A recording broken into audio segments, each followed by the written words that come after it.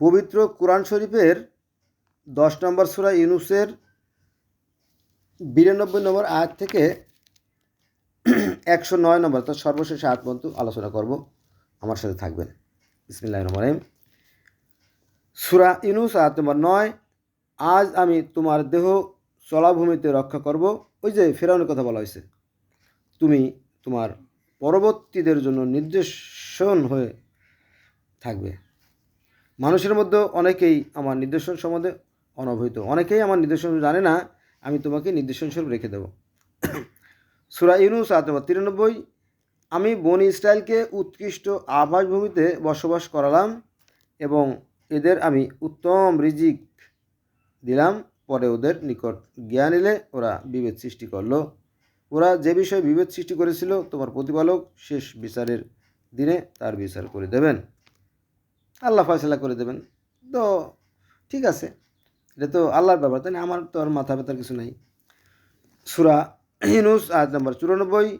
আমি তোমার প্রতি, হে মুহাম্মদ, আমি তোমার প্রতি যা অবতীর্ণ করেছি ওতে যদি তুমি সন্দিহান হও, অর্থাৎ কোরআনের প্রতি তোমার সন্দেহ থাকে, তবে তোমার পূর্বের গ্রন্থ যারা পাঠ করে তাদের জিজ্ঞাসা করো, তোমার নিকট সত্য এসেছে, তুমি কখনোই সংশোধন অন্তর্ভুক্ত হো না। অর্থাৎ কোরআনে যা আছে দেখবেন, বেদে, জিন্দাবেস্তা আবেস্তায়, ত্রিপিটকে, মিশরীয় পুরাণে, গিলগামেশের মহাকাব্য, তাওরাত, জব্বুর, ইনজিল, বাইবেলে কিন্তু সব একই রকমের। একটু এদিক ওদিক, ওই 5% বা 10% এদিক, কিন্তু সব এক। কিন্তু এগুলো নিয়ে আমাদের আলেমরা আমাদেরকে ধোঁকা দেয়। আমি জানি না ওদের পরিণতি কতটা ভয়ঙ্কর হবে, খুবই মারাত্মক হবে, সে ব্যাপারে কোনো সন্দেহ নাই। কারণ আমি পৃথিবীর বিভিন্ন ধর্মের একজন ছাত্র, আমি দেখছি যে একই বিষয়, মৌলিক বিষয়গুলো মূলত এক। শত শত হাজার হাজার ধর্ম দেখবেন একই বিষয়। আচ্ছা, এবার আসেন সূরা ইউনূসের 95 নম্বর আয়াত। এখানে বলা হয়েছে, এবং তুমি কখনো আল্লাহর নির্দেশন প্রত্যাখ্যান করেছ তাদের অন্তর্ভুক্ত হও না। এবং তুমি কখনো যারা আল্লাহর নির্দেশন প্রত্যাখ্যান করেছে তাদের অন্তর্ভুক্ত হও না, হলে তুমি ক্ষতিগ্রস্তদের অন্তর্ভুক্ত হবে। সূরা ইউনূস আয়াত নম্বর 96। যাদের বিরুদ্ধে তোমরা রবের বাক্য সত্য হয়েছে তারা বিশ্বাস করবে না। সূরা ইউনূস আয়াত নম্বর 97। এমনকি ওদের নিকট প্রত্যেকটি নিদর্শন আসলেও যতক্ষণ না ওরা মর্মতুদ শাস্তি প্রত্যক্ষ করে, যাদের কলিজায় মোহর মেরেতেছে তাদেরকে আর পরিবর্তন আসবে না। তুমি যতই ভালো উপদেশ দাও তারা সেটা মানবে না। আচ্ছা, সূরা ইউনূস আয়াত নম্বর 98। ইউনূসের সম্প্রদায় ব্যতীত কোনো সম্প্রদায় ছিল না যারা ঈমান এনেছিল এবং ঈমান দ্বারা উপকৃত হয়েছিল।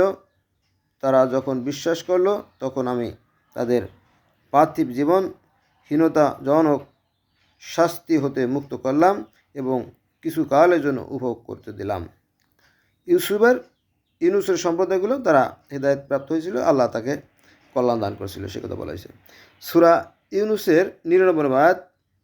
তোমার প্রতিপালক ইচ্ছা করলে পৃথিবীতে যারা আছে তাদের সকলকেই বিশ্বাসী করতে, তবে তিনি বিশ্বাসী হওয়ার জন্য মানুষের উপর জবরদস্তি করবে।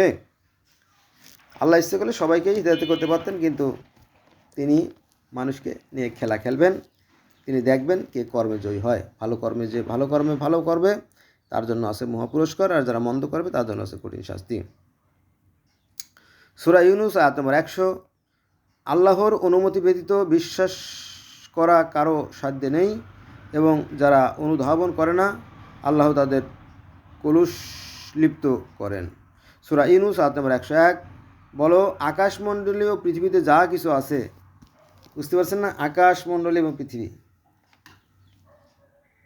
সাংঘাতিক ব্যাপার না?